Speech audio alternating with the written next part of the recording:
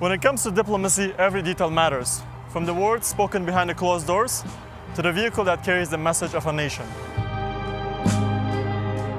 Today, I'm standing next to a 2025 Mercedes-Benz S580 sedan, a vehicle that isn't just a luxury sedan, but a symbol of status, security, and sophistication. When it comes to diplomacy and international affairs, there's simply no better option.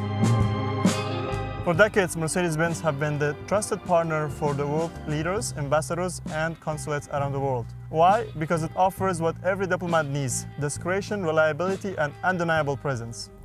The 2025 Mercedes-Benz S580 offers rear executive seating. It offers active ambient lighting, rear entertainment system, and a very spacious and luxurious cabin to be in, which makes it a perfect place to be after a long day of meeting and negotiations. Today I have the honor to attend an international diplomatic event in the capital city of Canada, Ottawa, Ontario. I'll have the pleasure to present the new 2025 S580 to the world leaders and ambassadors in Ottawa.